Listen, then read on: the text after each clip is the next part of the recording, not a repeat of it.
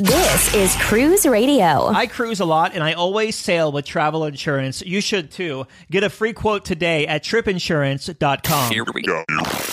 Broadcasting from the tripinsurance.com studios in Jacksonville, Florida, this is Cruise Radio. Kind of a different show this week because I'm joined all the way across the world with staff writer Richard Sims. He's currently sailing on the, what is it, Richard, the Queen Mary 2? I am on the Queen Mary 2. We are currently docked in Boston. Okay, and I am in the Philippines in Southeast Asia on the island of Palawan in the little city of El Nido. Beautiful area here, so it's so cool that we can actually connect across the world to do cruise news, so we'll jump right to it. Let's do it. So we start this week with the kind of story that we really hate to see, as it gives some cruises and people who love them a really bad name. Yeah, it's the kind of thing you almost don't want to even report on because it does give the industry in general, and Carnival in particular, a bad name. Because yes, another fight broke out, and yes, it was on a Carnival ship, and yes, in this day and age, someone was taping, and yes, it went viral.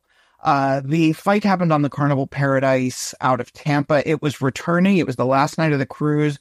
A video, there's about a 6-minute video that honestly, I would just as soon prefer you never search out and watch because it just doesn't need to be put out there more.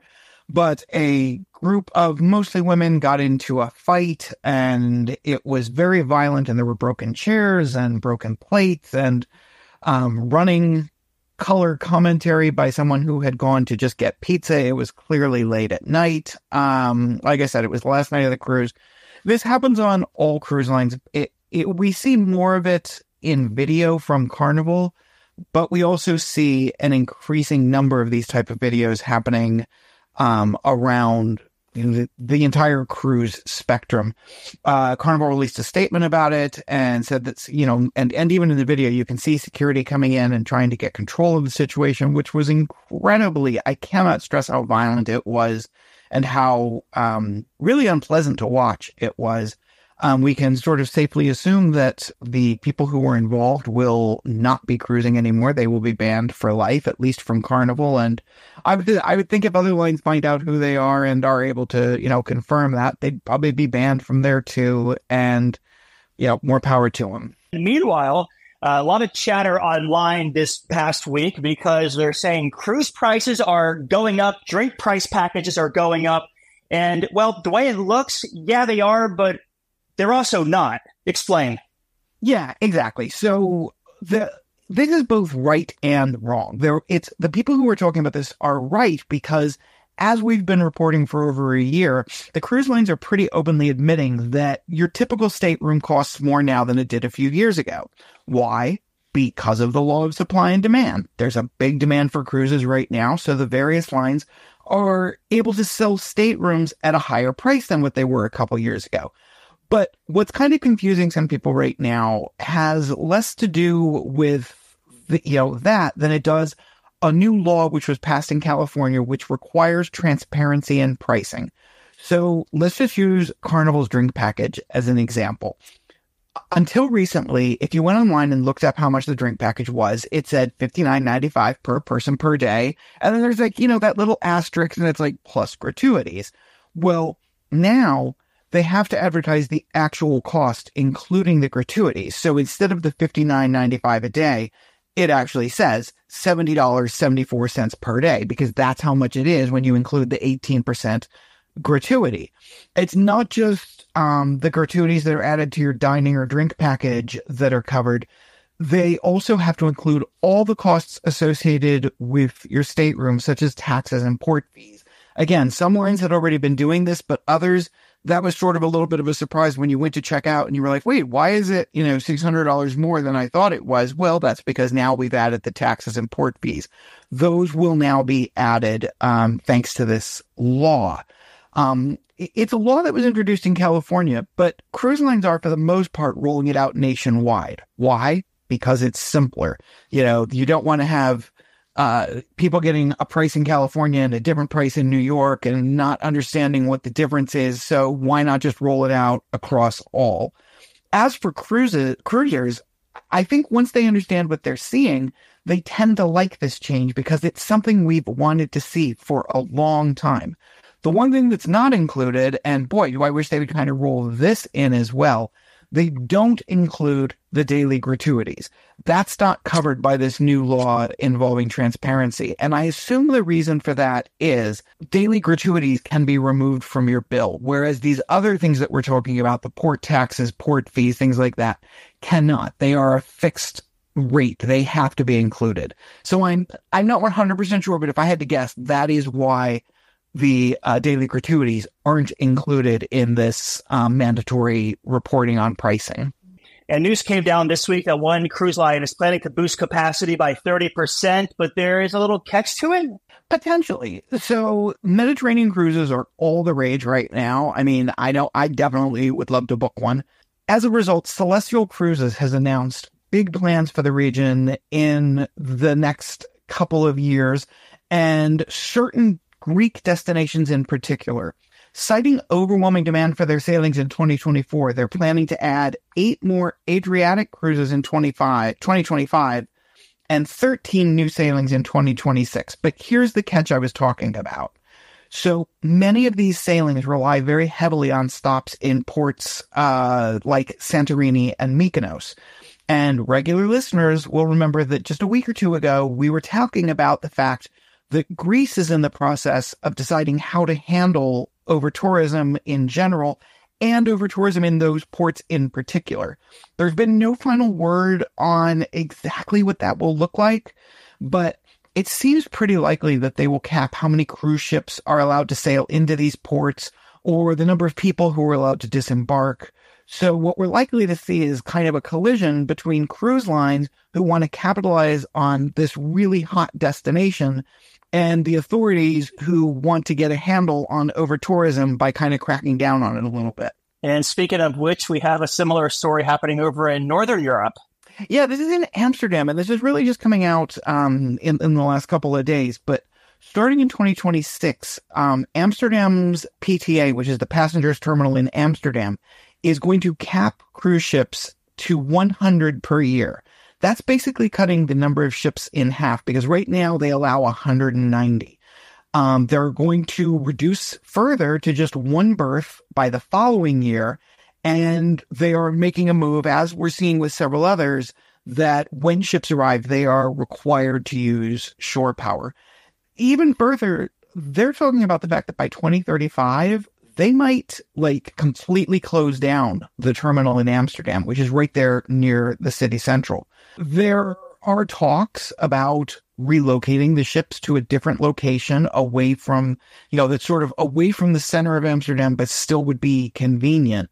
Now, of course, Cruise Lines International Association, which is the advocacy group for cruise lines and who, are always going to try and find the best way to sort of promote the industry that they advocate for, they're doing their damnedest to put a positive spin on this by talking up the possibility of a relocation and definitely driving home to everybody in Amsterdam, hey, do you know how much money you're going to lose if you do this based on, the tourism and the taxes that cruisers pay? But only time is really going to tell how this, like some of these other over-tourism stories, plays out.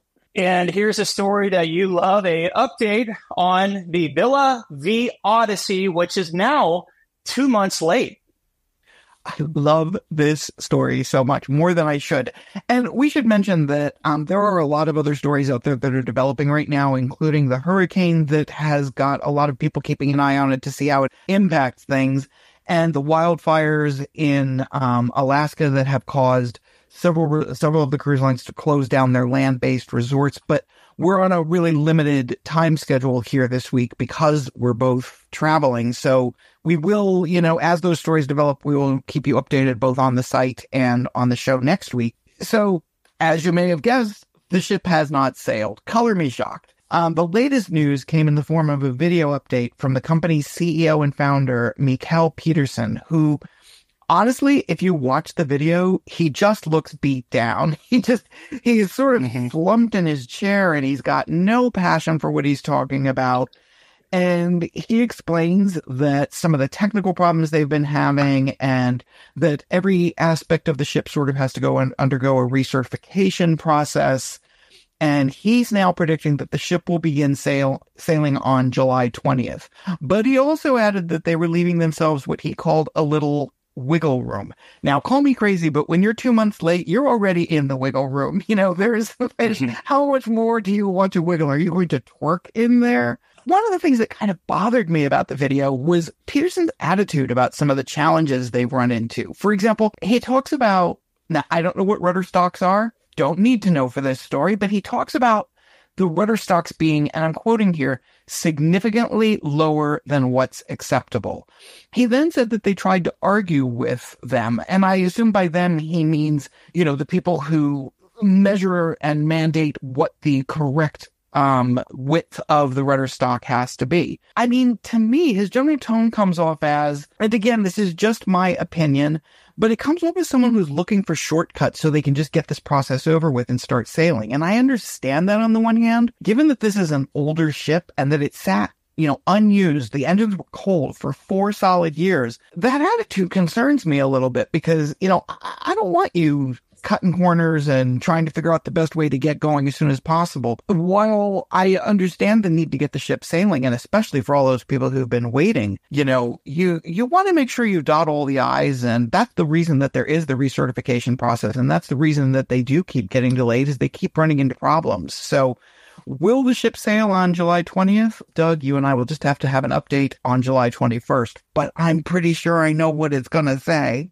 Yeah, it's something interesting that I came across, or I guess that I picked up on, when they said that he bought this ship and all of the maintenance records were destroyed and deleted. So it reminded me of when I was a kid, when I was a teenager, and my buddy's dad went to go buy a new airplane. They told him that the maintenance logs were destroyed. They were lost in a fire. There's nothing else like that.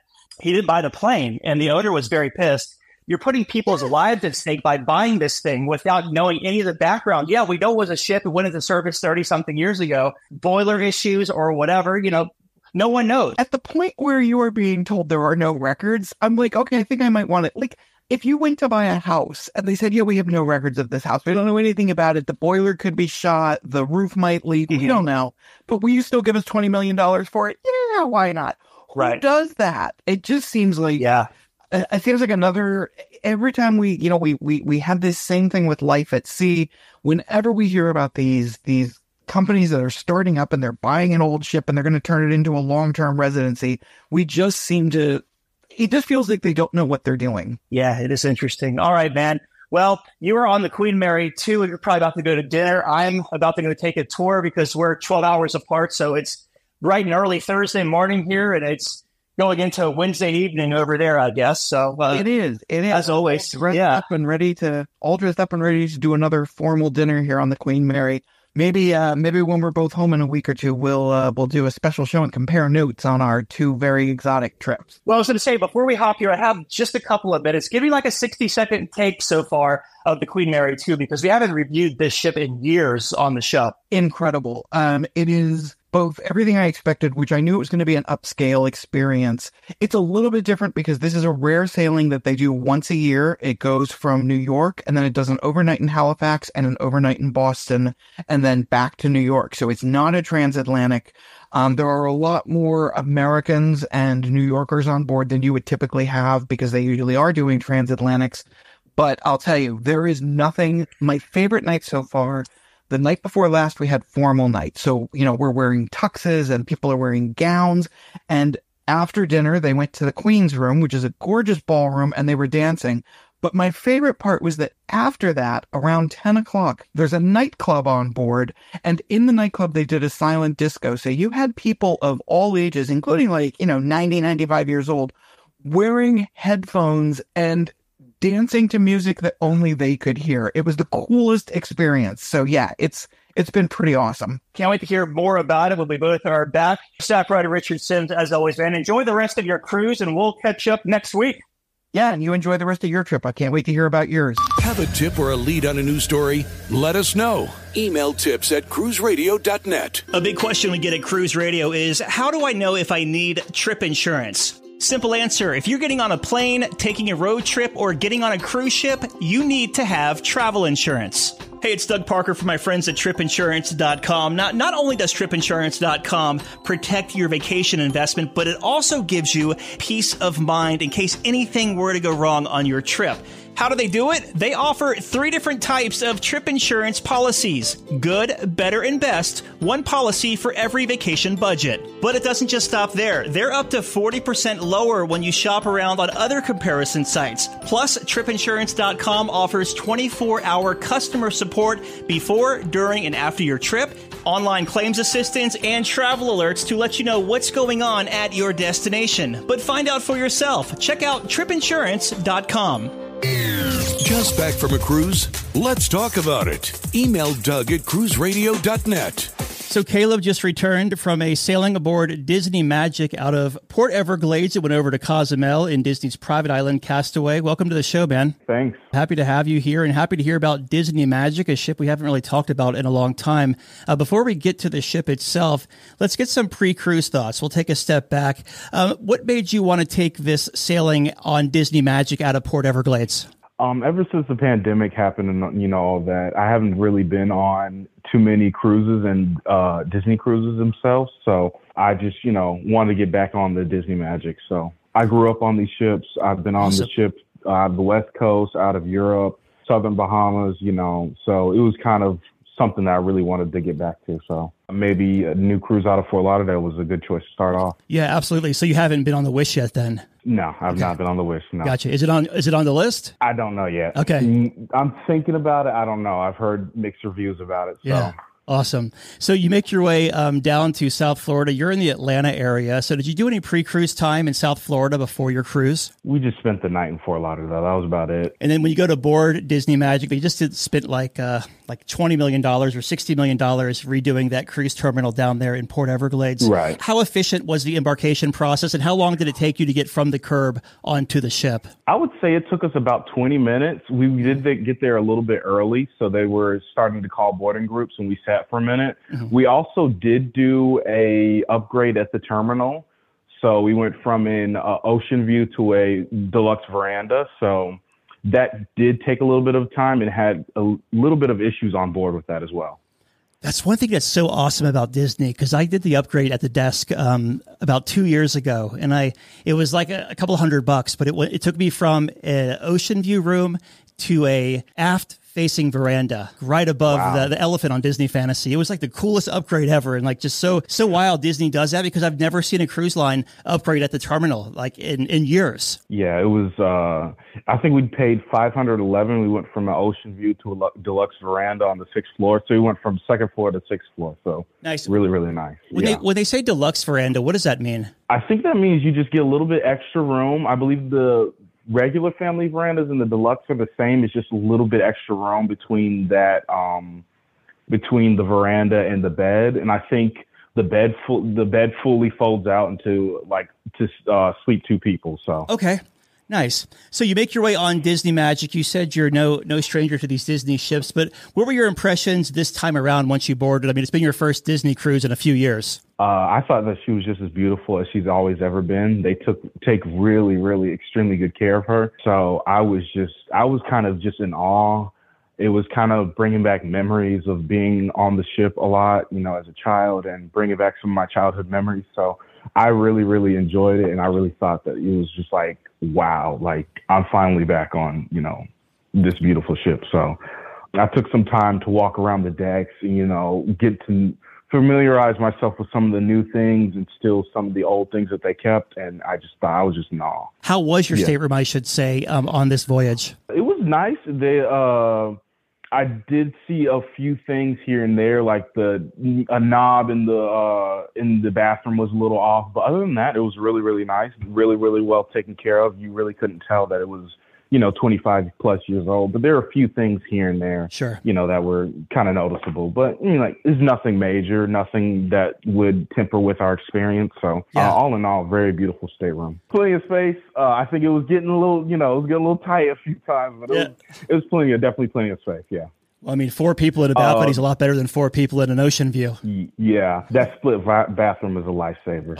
Split bathroom is a lifesaver. Let's talk about the dining here on Disney Magic. We'll start at the top at the, what do they call their buffet? Cabanas? Cabanas, yes. Yeah, how was that up there throughout the weekend? Was it, once you went up there, were you able to find a seat or was it kind of packed up there? I will say it was very packed up there.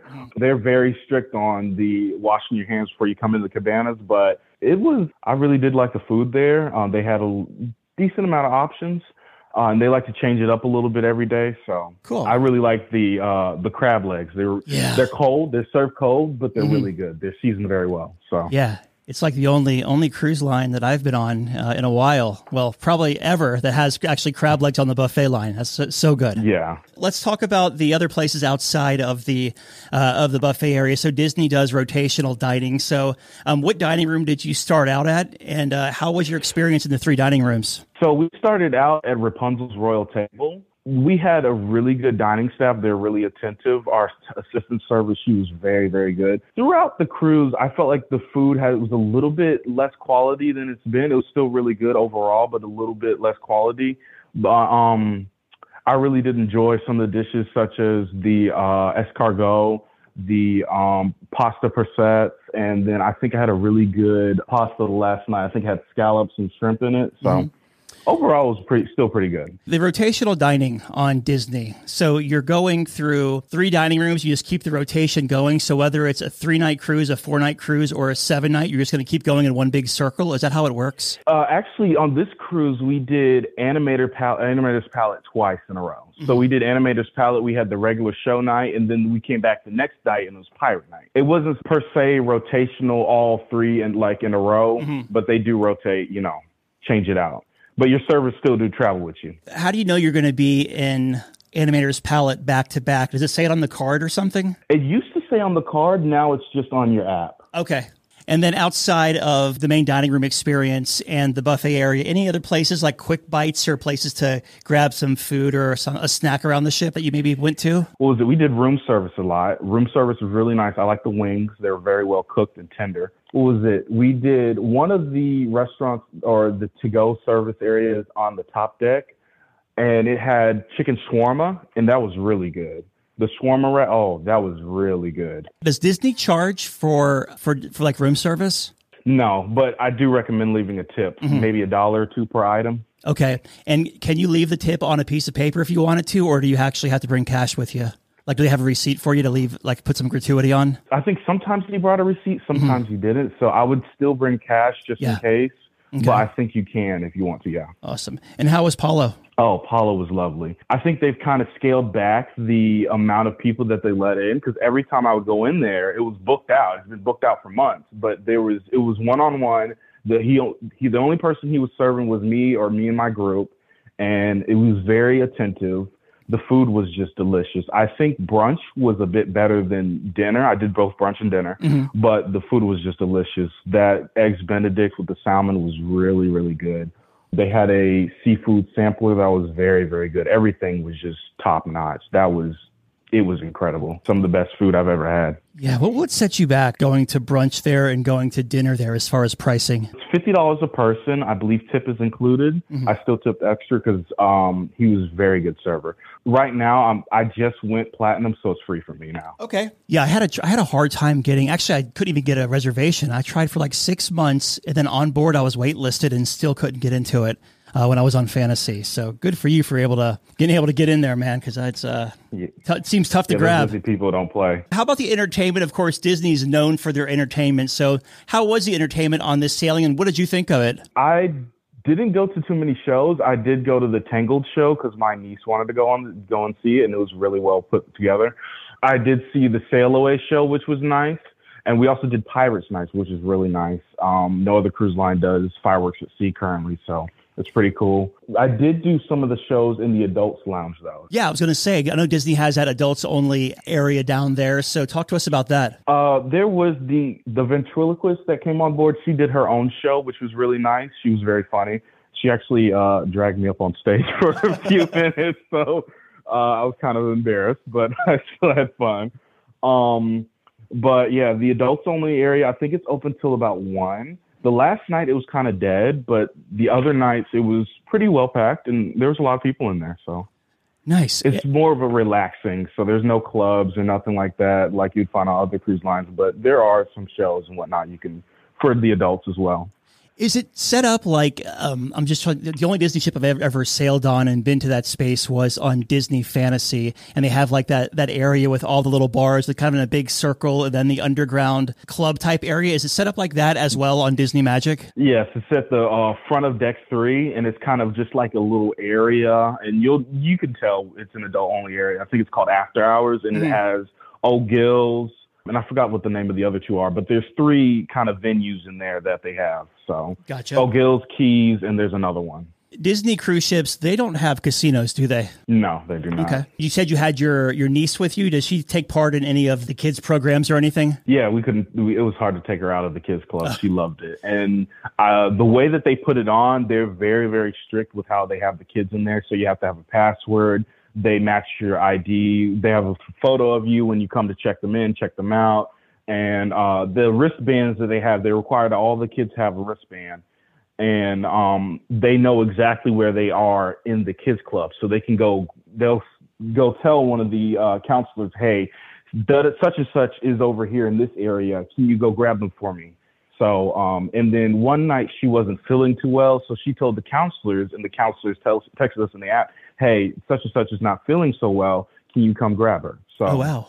Nice. but she really enjoyed it. We had to drag her out of there some nights. So the last night we actually skipped the goodbye show because she wanted to go back in there.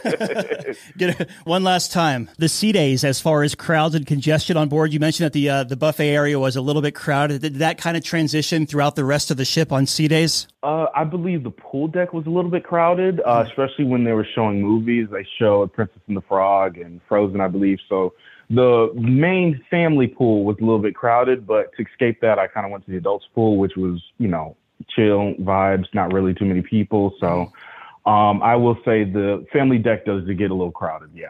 Now, but other than that, around the ship, no. If you're going to that adults only area, that's, what do they call that? Satellite Falls? Something Cove on this one. Satellite Falls is on the Fantasy. That's right. Yeah. Is the coffee shop up there by the adults only area on this ship as well? On Yes. Magic? Okay. Yes. And you went to Castaway and Cozumel. So how was your day at Castaway? And did y'all do anything underwater snorkeling or anything? Unfortunately, it rained out on Castaway, so I got to do the 5K, and then we got to do the food that they had there, the little the buffet that they had.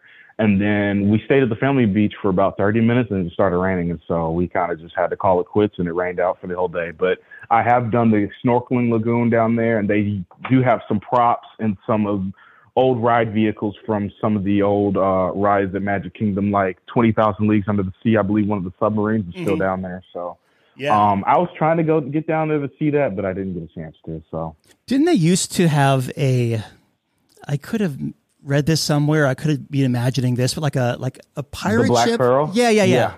Okay. Yeah, they did. I have pictures of it somewhere in my mom's house. But yeah, they did years and years ago. I think they got rid of it in like 2011. It was decaying so fast. So Was that a prop or was that actually used in one of the movies?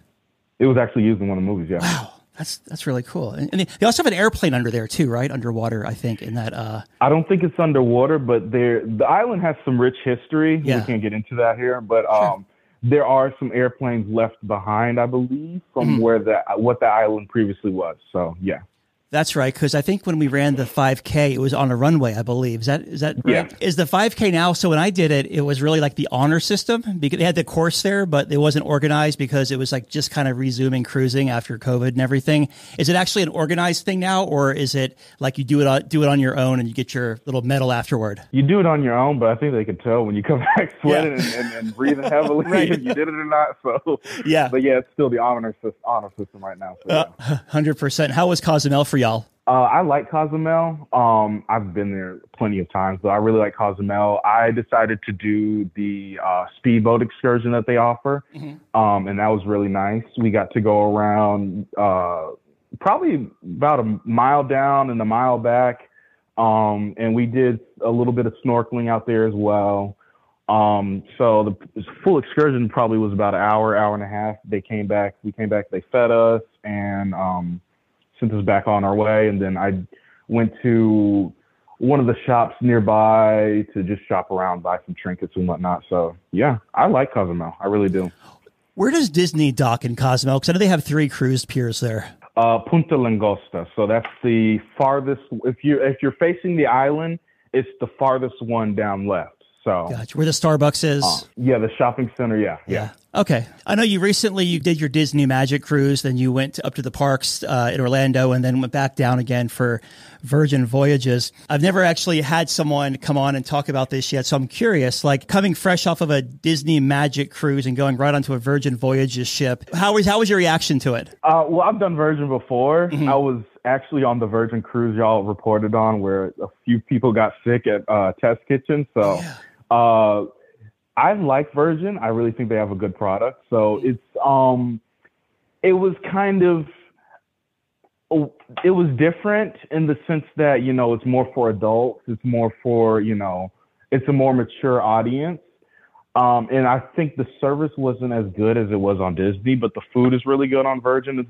And not too many people know this, but Virgin's original CEO, Tom McAlpin, was from Disney. That's right. So he was one of the people who helped found Disney Cruise Line. So a lot of the things on Virgin are things that kind of came from Disney. So Virgin has a lot of similarities from Disney Cruise Line. So they're very similar and different at the same time. So I really enjoyed the cruise on Valiant Lady.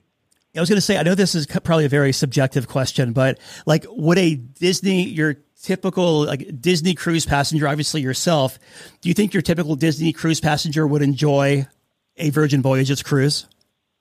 Yeah. I think that the entertainment's a little bit different, mm-hmm. and I think the service wasn't as good, but the food's really good, and it's more inclusive, and it's a little bit of a step up. So. I definitely think that, and they're trying to make that whole kind of Disney type of following mm-hmm. with Virgin. So, they're really trying there. Yeah. Did you status match on Virgin since you're platinum with Disney? I did status match previously with Virgin's new system the old system that they had last year. I actually organically got benefits this time around. So, but I did status match, from the one that they had last year. And I think I don't think you can anymore, but if you did one Disney cruise, that equaled whatever their highest status was at the time. So yeah. You mentioned that Virgin is more of an all-inclusive product. So like you were paying like $50 for Apollo, where all the venues on Virgin are included in the price of your cruise. Is that correct? Yes. Well, if you wanted to get like a Wagyu steak or sure. the seafood tower here and there were a few extras that you could add on. But for the most part, yeah. All right. Well, so you make your way back to Port Everglades. It's time to debark Disney Magic. How do they do debarkation? Like, do you have to tell them in advance, I'm going to walk off or check, or how does that work? I didn't tell anybody. We just we were in a rush to get off because we were trying to get up the parks. So. Uh-huh. We took all our luggage off board and just said goodbye. Said goodbye to the cabin attendant and went on our way. Dang, so Disney doesn't do that then? Like, they don't make you say, "Oh, I'm gonna check my bags the night before." Like, a lot of cruise lines these days ask you like 2 or 3 days before the cruise is over. They put that piece of paper in your room. Cool. They do put the luggage tags, and they tell you to put your luggage outside your door before, I think, 10:30. Yeah. But if not, then you just carry it off. Any first-time tips to offer anyone who hasn't maybe sailed a Disney ship yet, and maybe it might be in your future? What I would say is try to be on it with the booking. If you want to book if you want something like Paulo, for instance, make sure when your booking window opens up, make sure you are on it. If you have to be up at 12 o'clock midnight that night, when the clock strikes 12, make sure you book whatever you have to book. Excursions and whatnot, those don't tend to sell out as fast, but definitely onboard experiences. Whenever you book a Disney cruise, make sure and you can go online. They'll tell you, some of the blogs will tell you. You can go online and figure it out. But whenever that day is, make sure you are up at 12:01 to book that because it will sell out. These Disney people do not play about that, especially Paulo. So that's one thing I would stress to first-time cruisers. And Another thing I would say, Disney is a little bit more expensive, and I hear this a lot from a lot of cruises. Disney is a little bit more expensive than, your average typical cruise. And I would say yes, but it's always worth a try at least once. It's a very unique experience. We have so many memories that are going to last a lifetime. So if you're on the fence about a Disney cruise, I would book it, try it once. You don't have to go back. You don't have to be an avid Disney cruiser. But I feel like if you are a cruiser, if you have a family, I think it's something that you should try once. Yeah, I was going to say, say you don't have kids, but it's a couple who wants to go on there. Is it going to be like Disney and kids in your face the entire voyage? If you go to kids areas, yeah. If you go to the family areas, yeah. But I mean, the adults only pool I didn't see any kids. The adults only areas, I didn't see any kids.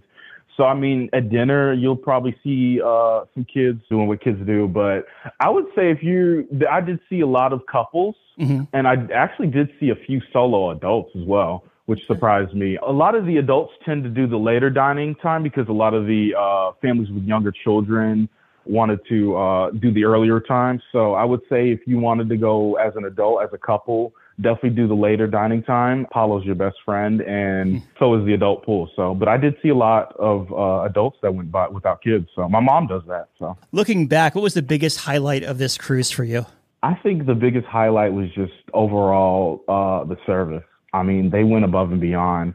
There was one time we were at the buffet, and our server from our dining rotation was there, and he actually went out onto the pool deck where the chicken tenders were served, because they weren't serving chicken tenders at the buffet that day, to go grab us some chicken tenders so we could save our seat at the buffet. And it was just stuff like that, little things like that really just added up. And that crew works very, very hard to accommodate everyone. So to me, it was just the service. And it was just coming back to that Disney level of service that really struck out to me. So.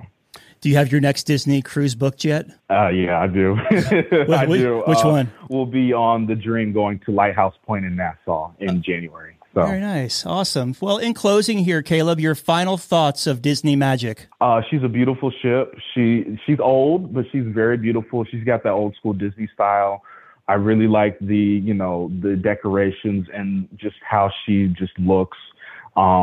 I'm going to miss her, and I hope they keep taking this much care of her because she looks pristine. So very nice. Been talking with Caleb about his Disney Magic sailing out of Port Everglades over to Castaway and Cozumel. Caleb, thank you so much for your time, my friend. Thank you. All right, Dougie, let's see what we got for you, buddy. Cruise Radio is produced at the TripInsurance.com studios in Jacksonville, Florida. Get cruise news, ship reviews, and money-saving tips every Thursday on Cruise Radio. If you've enjoyed this episode, please subscribe to the show.